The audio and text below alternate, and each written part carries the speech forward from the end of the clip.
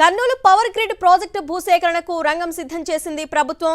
రైతుల నుంచి బలవంతంగా భూసేకరణకు సిద్ధమైంది. తమ భూములను ఇచ్చేదే లేదంటున్నారు మనేకుర్తి గ్రామ రైతులు. ప్రజాభిప్రాయ సేకరణలో ప్రభుత్వ అధికారులకు తెగేసి చెప్పారు రైతులు. దీనికి సంబంధించి మనం బ్రేకింగ్ న్యూస్ చూస్తున్నాం. కర్నూలు పవర్ గ్రిడ్ ప్రాజెక్టు భూసేకరణకు రంగం సిద్ధం చేసింది ప్రభుత్వం. రైతుల నుంచి బలవంతంగా భూసేకరణకు సిద్ధమైంది. అయితే రైతులు మాత్రం తెగేసి చెప్తున్నారు భూమి ఇచ్చేది లేదని.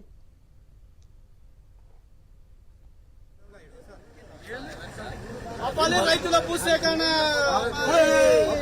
బలవంత భూసేకరణ రైతులను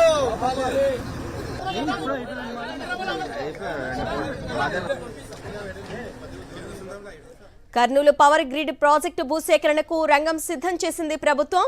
రైతుల నుంచి బలవంతంగా భూసేకరణకు సిద్ధమైంది. తమ భూములను ఇచ్చేది లేదంటున్నారు మనేకుర్తి గ్రామ రైతులు. ప్రజాభిప్రాయ సేకరణలో ప్రభుత్వ అధికారులకు ఈ విషయాన్ని తేల్చి చెప్పారు. బలవంతపు భూసేకరణను నిరసిస్తూ ఎమ్మెల్యే విరూపాక్షి నిరసనకు దిగారు.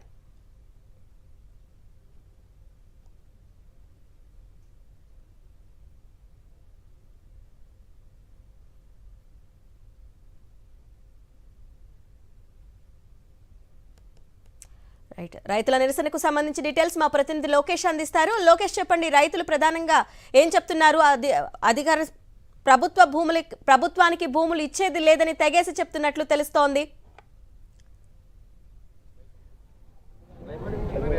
అరుణ, ఆలూరు మండలం మనేకుర్తి గ్రామానికి సంబంధించి ఈ యొక్క పవర్ గ్రిడ్ ప్రాజెక్టు సంబంధించిన రైతుల దగ్గర నుండి విలువైన భూములను ఇవ్వాలంటూ ఈ యొక్క అధికారులు అయితే ఒత్తిడి తీసుకొస్తున్న పరిస్థితి. అయితే ఏదైతే భూసేకరణ పేరుతో తమ దగ్గర నుండి యొక్క భూములను లాక్కోవడం సరైనది కాదంటూ రైతులంతా ఆందోళన చెందుతున్నారు. దీనికి ససేమిరా తమ భూములు ఇవ్వమంటూ ఈ యొక్క ఆదోని బళ్ళారి రోడ్డు మీద బైఠాయించి నిరసన వ్యక్తం చేస్తున్న పరిస్థితి అయితే కనపడుతుంది. ప్రస్తుతం మనం ఇక్కడ ఉన్నాము. ఇక్కడ చూసుకున్నట్లయితే వైఎస్ఆర్ కాంగ్రెస్ పార్టీ నాయకులు కూడా ఈ యొక్క రైతులకు అండగా నిలబడ్డారు. ఏదైతే ఈ యొక్క భూసేకరణ పేరుతో ఇటువంటి దౌర్జన్యాలు చేయడం సరైనది కాదంటూ వైఎస్ఆర్సీపీ నాయకులు అయితే చెప్తున్న పరిస్థితి అయితే కనపడుతుంది. అసలు మొదటగా రైతుతో మాట్లాడదాం. ఏంటి పరిస్థితి? ఎందుకు మీ దగ్గర నుండి యొక్క బలవంతంగా భూసేకరణ చేయడానికి ప్రభుత్వం పాటుపడుతుందంటారు?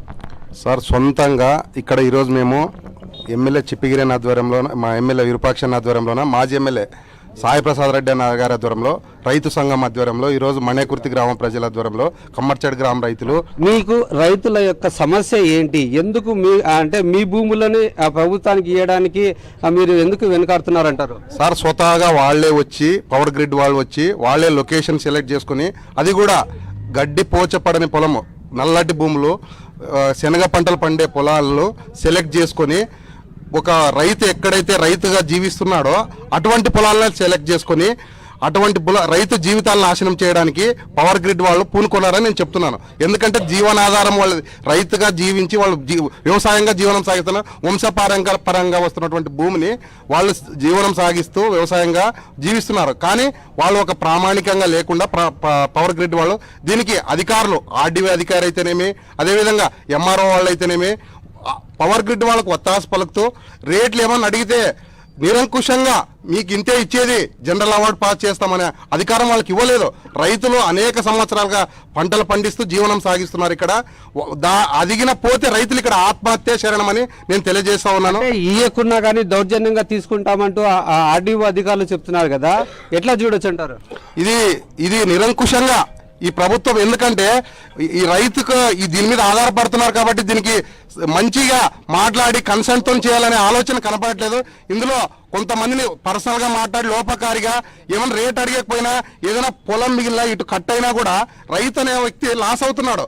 అది ఏమైనా కొద్ది 20 సెంట్లు, అర్ధ ఎకరం లాస్ అవుతున్నాడు. NH 167 ఒక ప్రొసీజర్ గా, ఒక లాగా ప్రొసీజర్ ఫాలో కావడం లేదు. ఎందుకంటే సొంతంగా వాళ్ళే రావడము, వాళ్ళతో మాట్లాడము, లోపకారి ఒప్పందంగా మాట్లాడుతున్నారు. రేట్ విషయంలో కూడా వాళ్ళు సొంతంగా వాళ్ళే నిర్ణయించడం, ఇంతే తీసుకోవాలా, వాళ్ళకి ఏ అధికారంతో మాట్లాడుతున్నారు ఇది?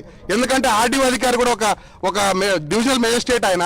ఎందుకంటే రైతుల్ని బలత్కారంగా ఆయనే ఏదో మాట్లాడకపోతున్నాడు. ఈరోజు పవర్ గ్రిడ్ వాళ్ళకి కొత్త పలుకుతున్నాడు. 18 లక్షలు ఏమొస్తుందండి ఈరోజు? ఆ మంచి పంటలు పండేవి ఈరోజు 2 పంటలు పండుతాయి. జీవనాధారంగా జీవిస్తున్నారు. వంశపారంపరంగా భూమిని నమ్ముకొని జీవిస్తున్నారు. అక్కడ రైతులకు వైఎస్ఆర్సీపీ ఎమ్మెల్యే కూడా మద్దతు నిలిచిన పరిస్థితి, నాయకులు కూడా ఉన్నారు, వారితో మాట్లాడదాం. ఎట్లా చూడొచ్చు అంటారు? ఇప్పుడు ఈ రోజు చూసుకున్నట్లయితే అధికారుల యొక్క ప్రైవేట్ సంస్థకు ఒత్తాసు పలుకుతూ రైతుల మీద ఒత్తిడి తీసుకొస్తున్నారు. ఏ విధంగా చూడొచ్చు అంటారు? రైతులేమి ఇక్కడేమి మేము భూమి పొలం అనట్లేదు. వాళ్ళు మంచి పంట సాగు చేసే భూములు ఇవి సాగు చేస్తున్నారు. మాకు మంచి పంటలు మరి ఇదే మాకు జీవనాధారం ఉండేది. మా గ్రామానికి మనేకుర్తి గ్రామానికి 300 ఎకరాలు ఉంది. దాంట్లోనే 200 ఎకరాలు తీసేసుకుంటే మా బతికెట్లా మేము ఎక్కడ పోవాలా ఇక్కడ నుంచి అనే విధంగా వాళ్ళు మేము మా భూములు మంచి భూములు ఇచ్చేతరు లేవు. కొన్ని సాగు పనికిరాని భూములు కొన్ని ఉన్నాయి. అక్కడ ఎంత కావాల్సిన మేము ఇస్తామని వాళ్ళు చెప్తున్నారు. అయినా కానీ అధికారులు అయితే చాలా ఈరోజు ఎంత దుర్మార్గంగా ఉందంటే ఈ కూటమి ప్రభుత్వం వచ్చినాక వాళ్ళ రైతులకి పట్టించుకున్న పరిస్థితి లేదు.